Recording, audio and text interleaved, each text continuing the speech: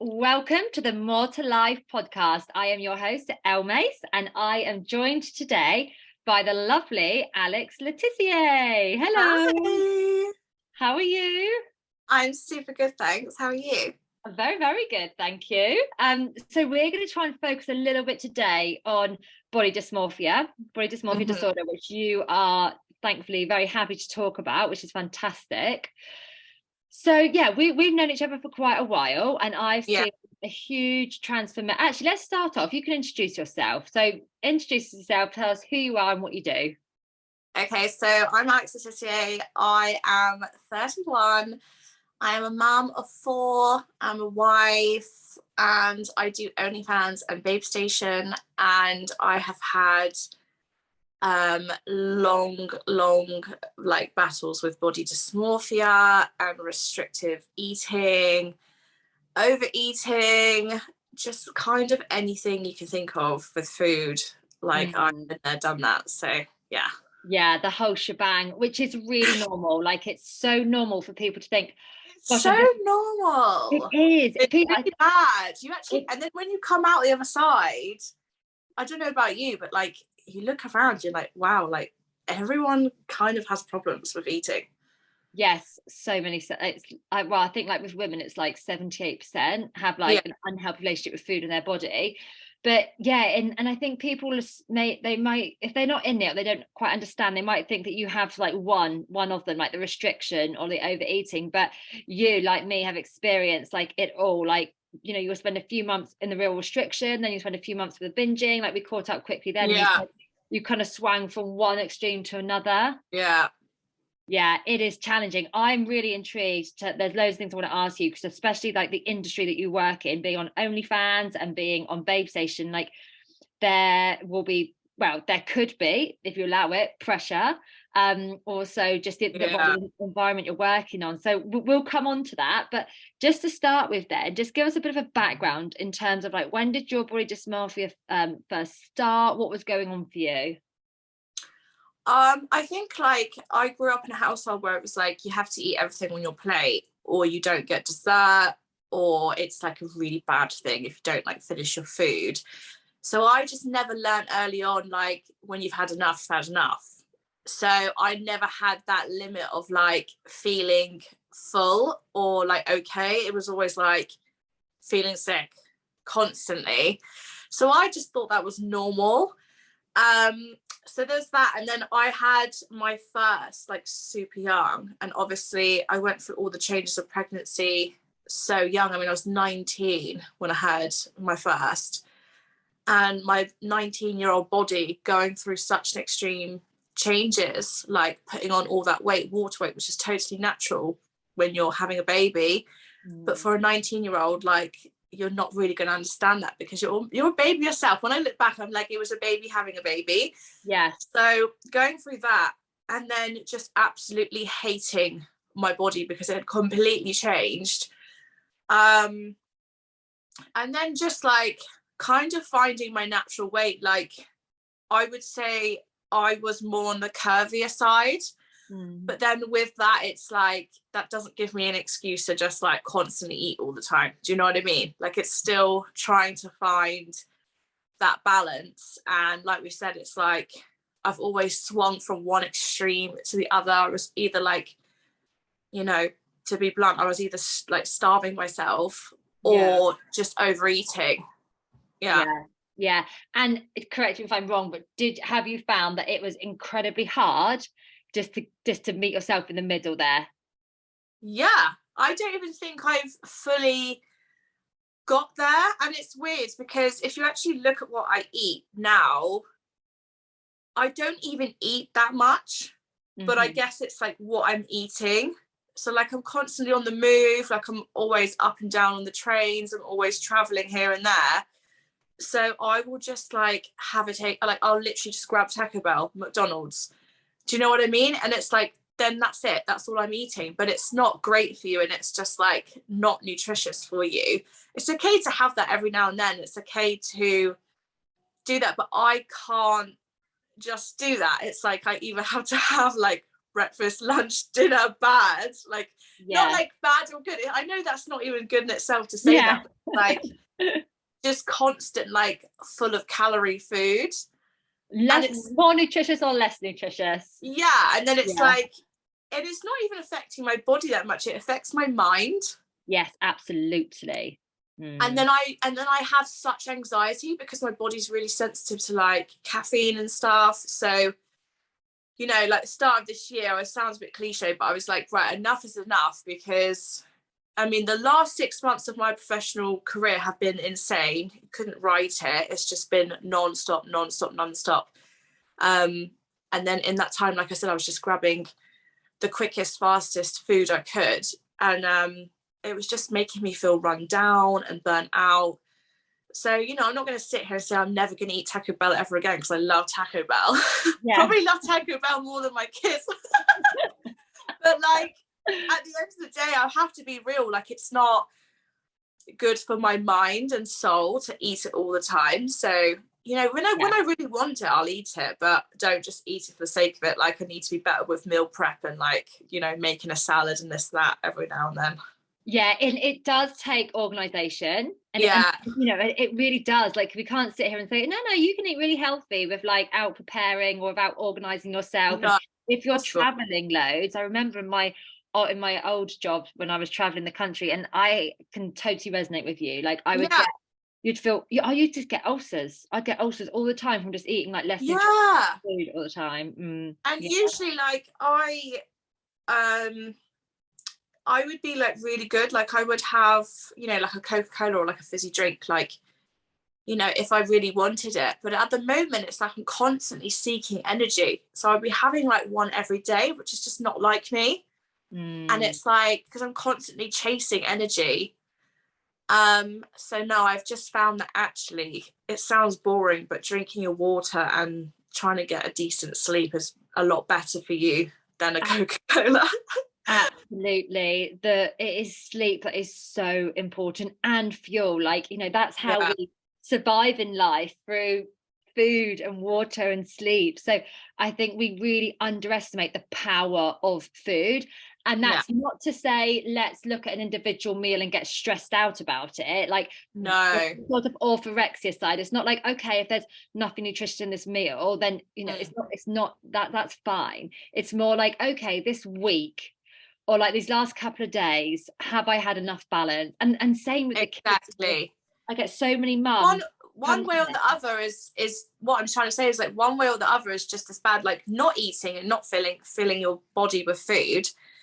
For me, I had just as little energy as like constantly eating takeaways and constantly drinking fizzy drinks and drinking alcohol and things like that. Like, just constantly, it's not good. No, either way, it's not good. You've got to meet in the middle somewhere. So that's what I'm doing right now. Well done. Because either way, it affects you mentally. Before you were in the restriction a lot. Yeah. And now you're having periods of the overeating. You're still mentally feeling the effects of both. Yeah. Yeah, it is hard finding that balance, taking yourself back to that like intuitive eater when you were born, where like, you know, when you were 2, 3, 4, until, you know, it sounds like you were quite influenced to finish your plate kind of thing. Yeah. But taking yourself back to them, where like if you were full, if you're satisfied, you just stopped. You know, you'd start again when you were hungry. But it's so difficult. So what do you think has been the biggest change for you in terms of your body image, how you feel about yourself? We've spoken a little bit about acceptance, but what was the sort of game changer for you from the Alex that I used to know before to now? You're on screen, you're in bikinis, you're in underwear. Like, how have you managed that? I was kind of talking about this today, really, but like a different kind of concept that I feel like, say if you're the type of person that loses weight because you have this image in your head of what you want to look like, you're never going to achieve that, because it's like some made up goal. And then even when you achieve that goal, you're never going to be happy with it. So for me, it's like, I've realized that even when I was at my smallest, I wasn't happy with what I looked like. I mean, do you remember how insane it was? I used to get, like, I told you this, like how I used to get Mitch to take like literally 100 pictures of me or something before I went to bed. like, because I needed to see how skinny I was to believe it, because I just didn't believe that I was skinny, even though I was literally skin and bone. And then I'm thinking, well, if I'm not happiest at the smallest I've been, yeah, I'm not going to be happy at the biggest either. yeah, And I'm probably not going to be happiest in the middle. So it's like kind of just accepting a little bit that maybe you're just always going to be a little bit unhappy with how you are, which in itself is actually quite powerful. Like, you have good and bad days, but it's like, just accept that you're never going to be perfect. There's no such thing as perfection. There really isn't. So no, absolutely not. and I think, like, I've definitely grown thick skin, like working at Babe Station, because it's like you're around women who, you know, they've had really successful careers and they've been super lucky to be able to just like fly off to Turkey and just have X, Y, and Z done, and they look amazing. But also it's like, you understand that in itself, it's like, it can be a situation where it's like you're constantly chasing, you know, bigger boobs, better boobs, like bigger bum, tinier waist, oh, this and this, and then like coming up with surgeries that quite frankly I've never even heard of in my life. I didn't even know you could get done. So I'm kind of on this like place of like, do I get plastic surgery or not? Because I know myself, it's like, that could be a slippery slope for me. Like, I don't want to be like constantly chasing this look, which no one's going to have. No one can have. Yes, yes, well done. You've already given yourself the answer. Yes. The reason that you just said is a slippery slope, and that is because you'll get the first thing done and you'll still feel that inside, then you'll go for a second, and then you're on your 10th or 5th or whatever, and you still haven't managed to conquer that real deep self-worth within you. Yeah.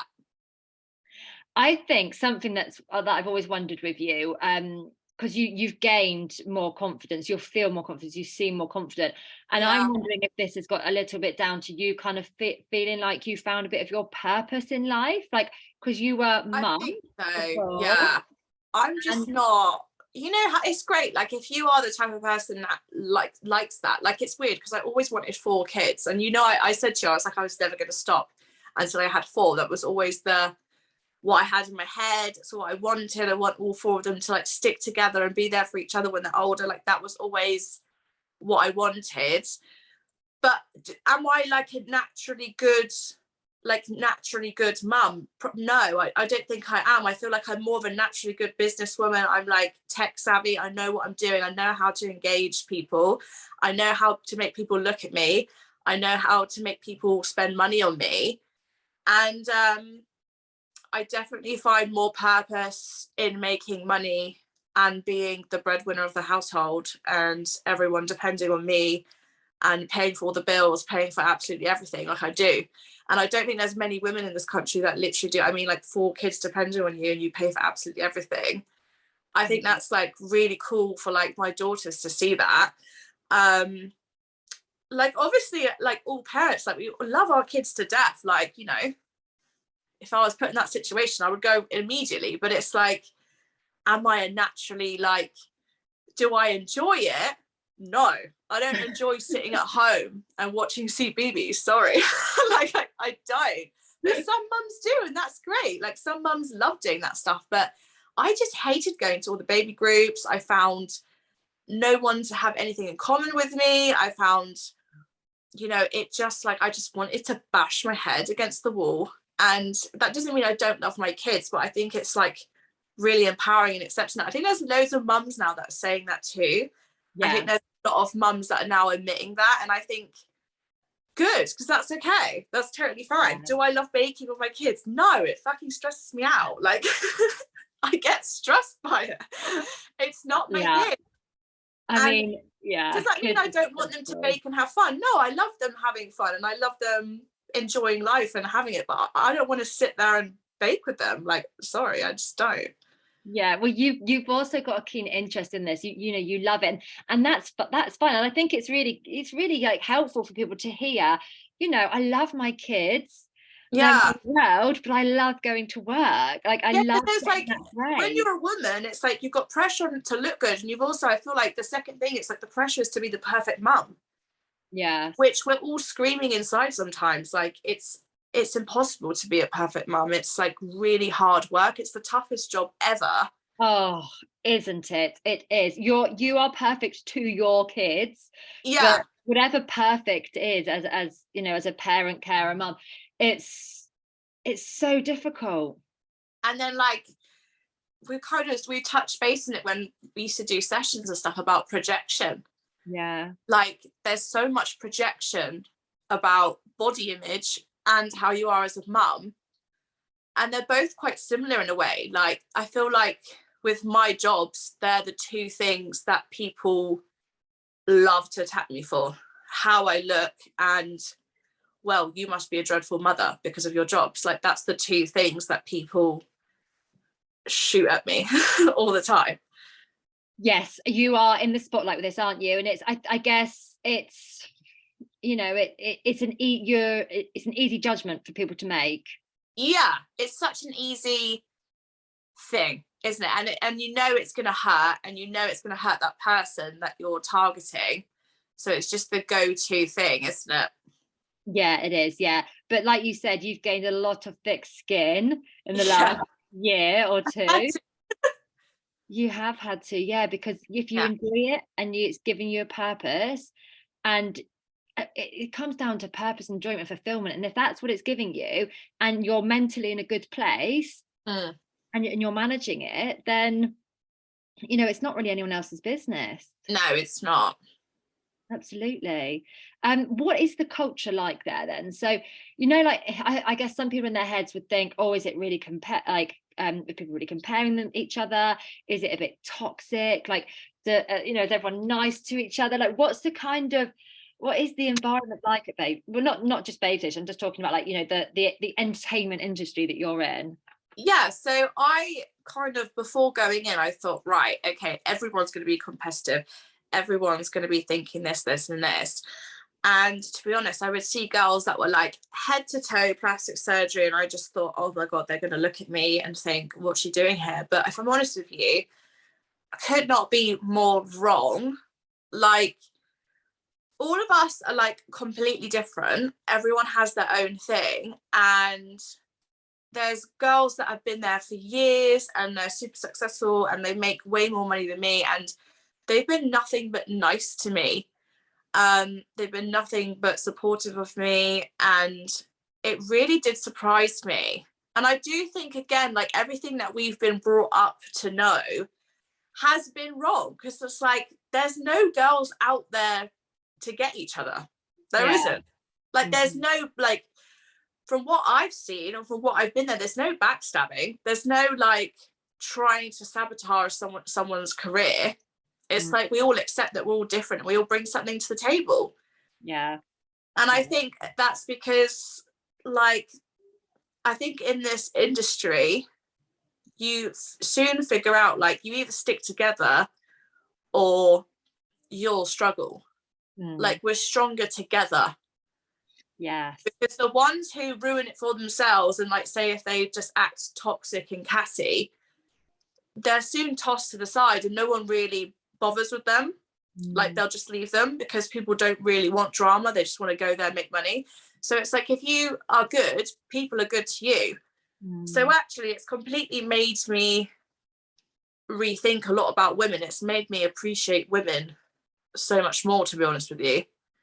That is fantastic, isn't it? Yeah. And that's kind of what society has drummed into us. Like, you 100%.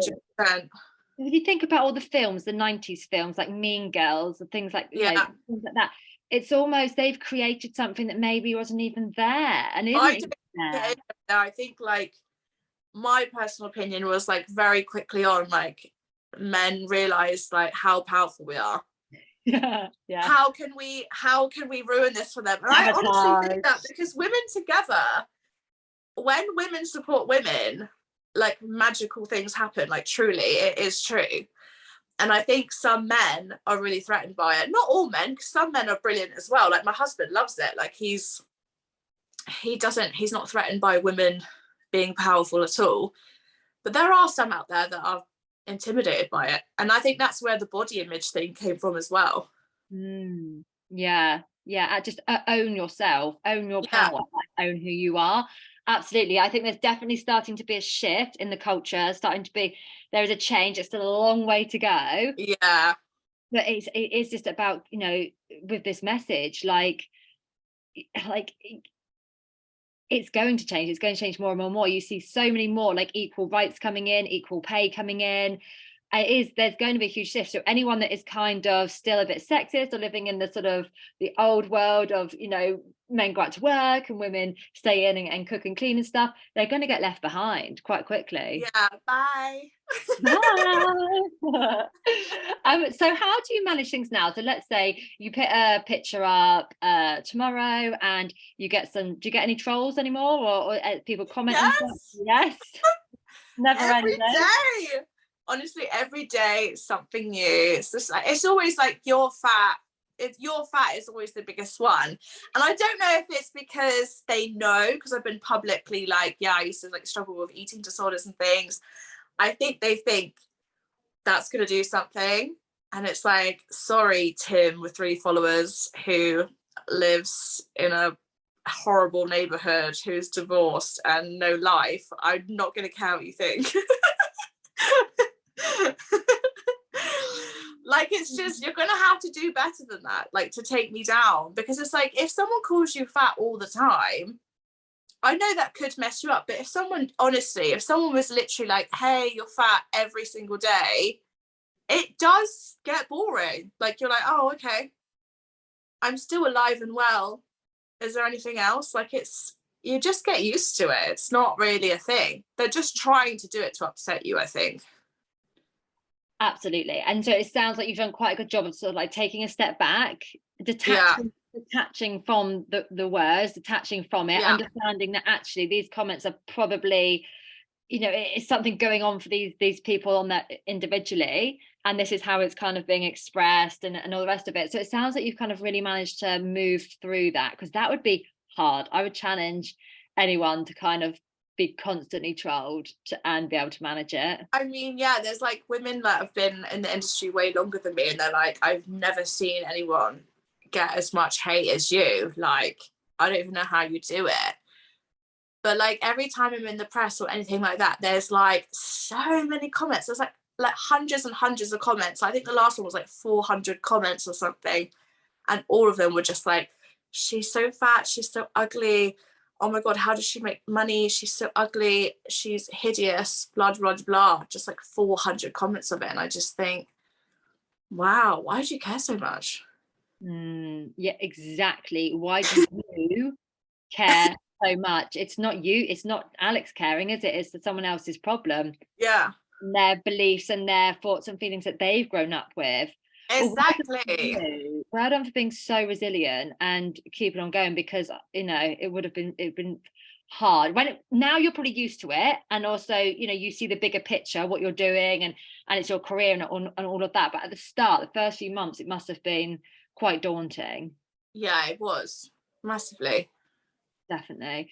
So with the disordered eating piece, then, are you feeling like you are in a better place than where you were before, or do you just feel like it's kind of just still quite chaotic?